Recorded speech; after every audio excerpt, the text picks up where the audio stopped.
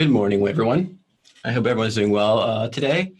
Today is the next installment in the Poll Everywhere webinar series in which we'll be discussing teams, shared activities, as well as team moderation. To put a face to this voice, my name is Alex Kershaw, and I'm a senior product manager over here at Poll Everywhere. A fun fact about myself is that I've lived in 7 cities and since 2011. So the only thing that I like more than building products is building furniture and then trying to sell that furniture on Craigslist a year later. Now that I have introduced myself, before we get started with the actual demo, I would like to learn a little bit about everyone else. Now, if you could please go to polev.com/Atlanta Braves. And no, we're not sponsored by the Braves, but this is part of the demo later, so please bear with me. That is polev.com/Atlanta Braves. And the question that I would like you to please answer is, have you shared Poll Everywhere activities with your teammates? Yes, all the time. I've tried it out. No, show me how. And I do appreciate the enthusiasm there, as well as what are shared activities. And if that is you, you're in luck today because we will be covering that greatly.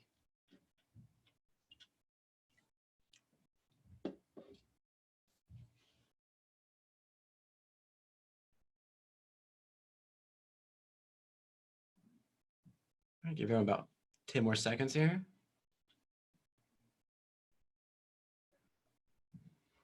Great. Well, it looks like we have some experts here as well as some people who have tried it out a few times and may want to learn more. So with that being said, I want to run over what we'll be covering today, and also let you know that during today's presentation, we will have Q&A open, and we will have someone answering your questions during the presentation, as well as I will answer a few questions towards the very end. So please give us your input, be it comment, questions, feedback. If you want me to speak slower, please let us know. As for the demo today, I will teach you how to create teams, how to add people to these teams, how to create team managers, as well as what they are, how to share activities, and last but not least, what is and how to use team moderation. So let's hop right in, shall we? So here we are on the homepage of the demo account. And before going in to show you how to make teams, I just want to briefly explain what teams are or give you a refresher into what they are.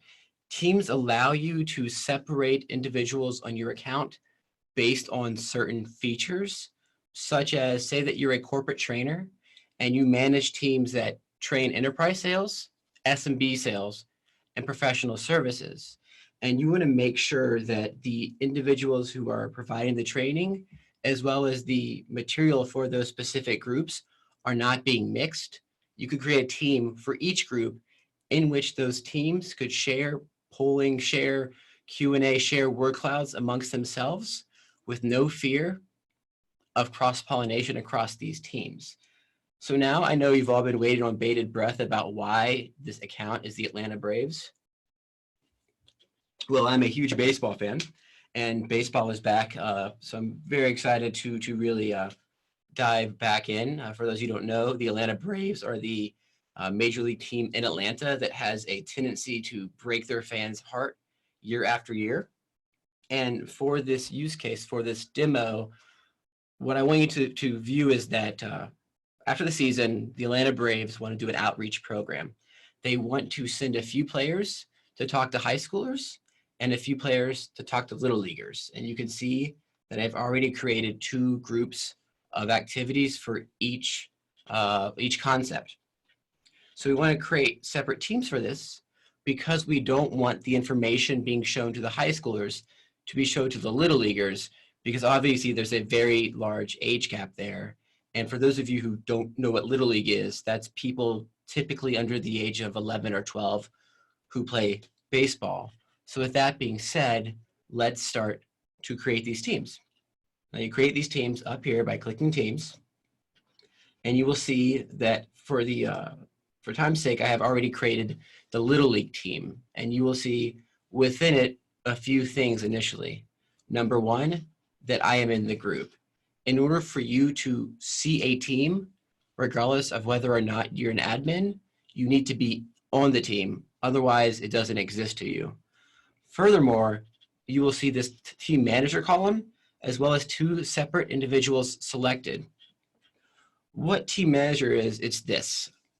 If you're an admin and you've got 5 different teams, beforehand, we had you have to add and remove team members by yourself, which is not terribly scalable, and it creates another headache for you. And that's how we created Team Manager. With Team Manager, you can assign one or multiple people within a team this role, and what they can do is, number one, they can add and remove other team managers within that team. And number two, they can add and remove other members within that team.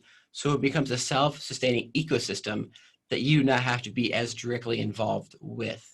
Now that I have explained that, let's go about creating the high school group. And the way we would do that is click New Team, see if I cannot misspell in front of everyone, High School Outreach, and click Create. You'll see now that our team is created and we already have one member in it, that being myself.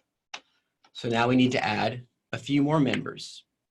And to do this, we have 2 separate avenues.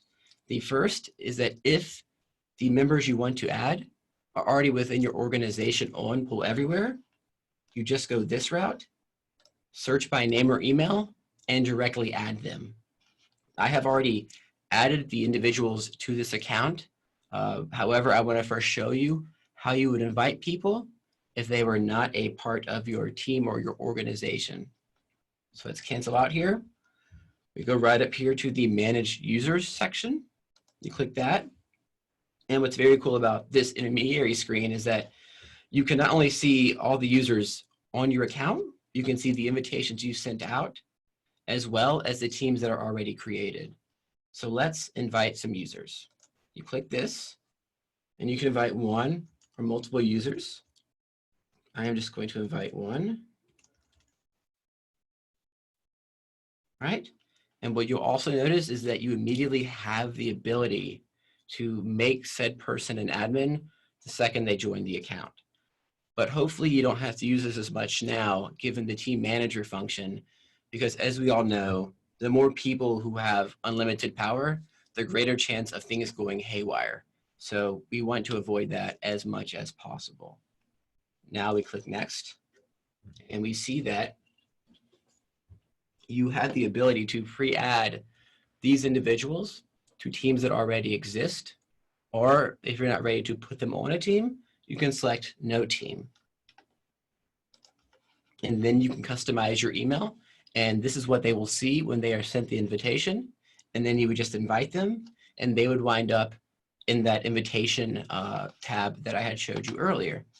But as I mentioned, I have already created these users just to make things easier for everyone. So let's directly add them. And I know their names, and lucky for me, all of them share the same email address as myself, which makes things much easier. All right, people will be added to your team. You can verify this, and then all you have to do is click Save, and bam, we've got all new members on this team now.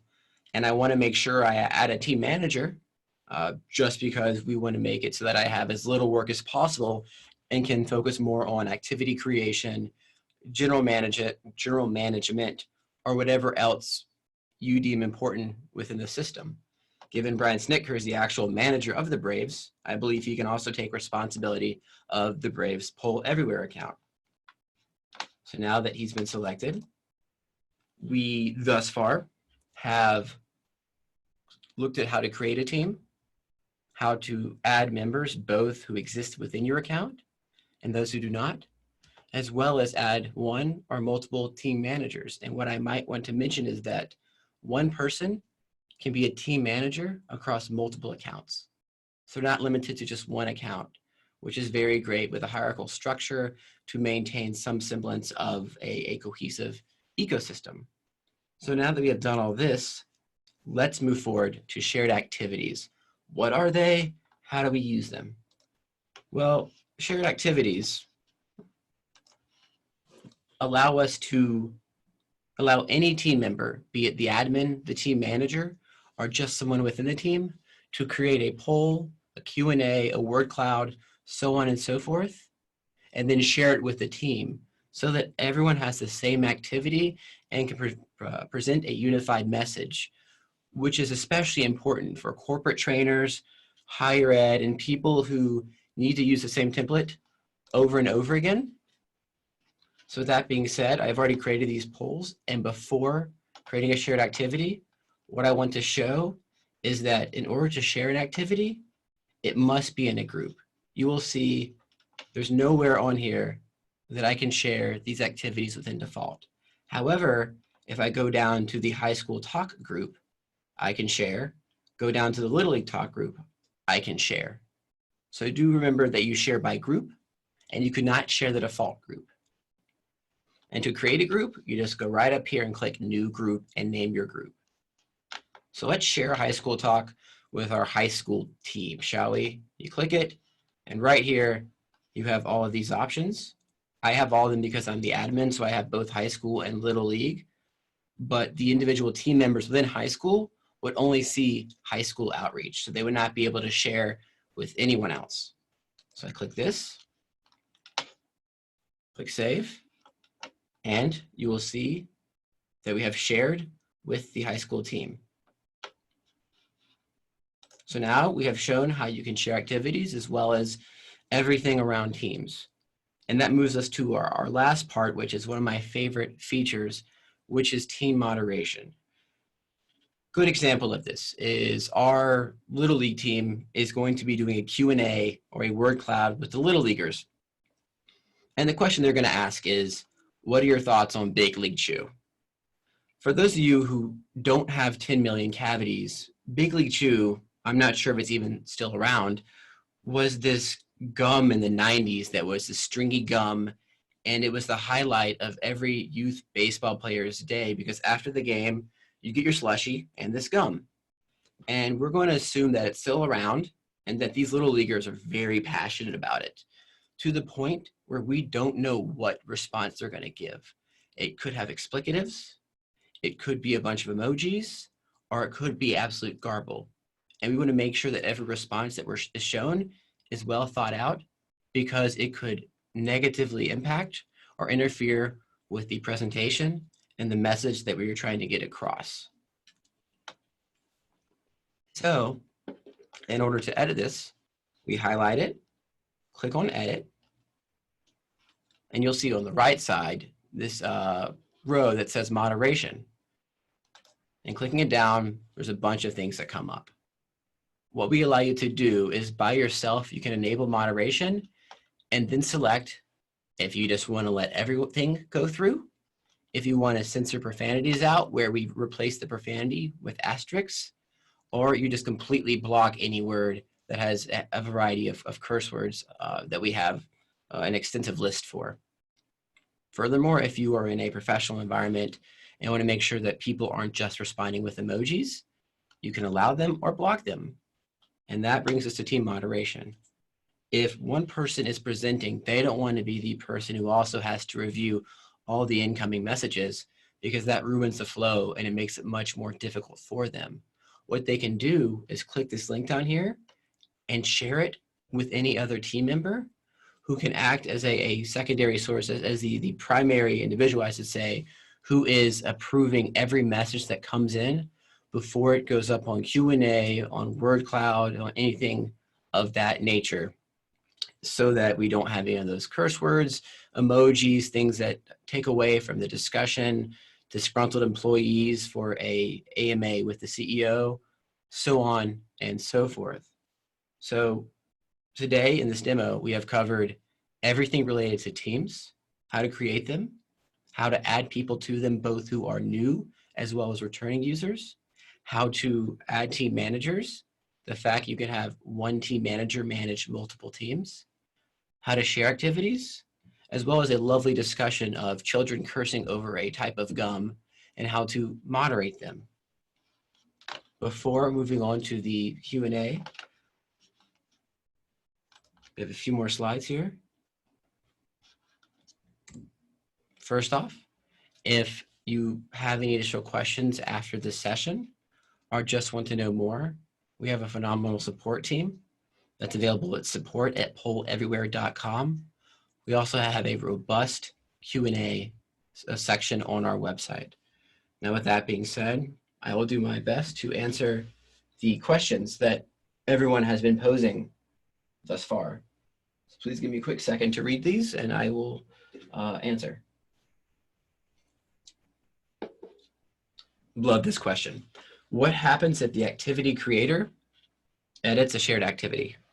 If they edit a shared activity, then that's a new activity that is no longer what has been shared with you. So there is no ability to lock down these activities to the point where no one can touch them.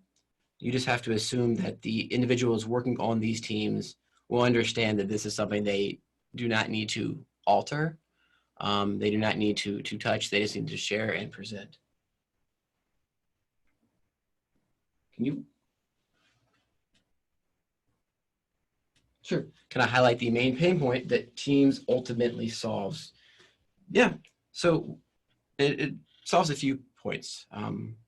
What we noticed is for individuals who are corporate trainers or in higher ed or have a load of sub-users on their account who have different purposes. They could be trainers who present to different types of teams. They could be biology teachers and chemistry teachers in the same account, any type of different functionality within that account.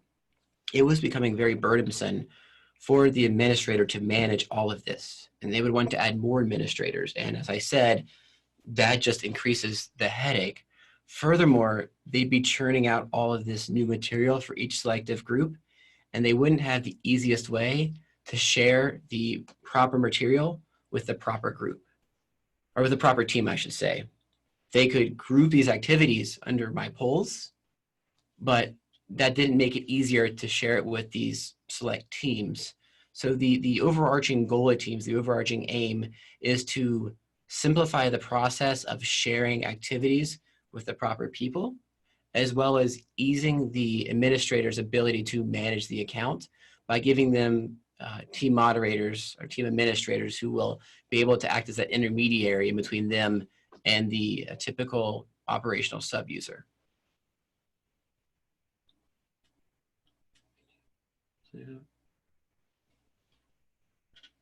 Can team managers invite users from outside of the account or remove users from the account? No, they are unable to do so for both. What they can do is they can add users who are within your account. That's an excellent question. Only administrators can pull in new sub-users into the account. Can I have a team within a team? Well, that's very Inception-esque. There are currently no support for teams within Teams. What if my team is presenting multiple decks, but I want the polls to be the same? What should I do? Just, you're fine.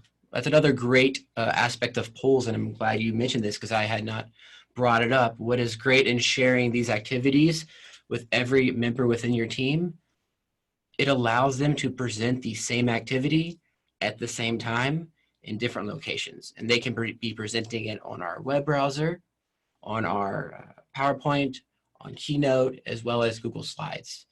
And a follow-up to that is that when it comes to reporting, you're able to report on an individual report, as well as the entire team's report for that poll. Great. I will wait and see if there's any final questions. Otherwise, I will let everyone go early. Just wait for 15 more seconds.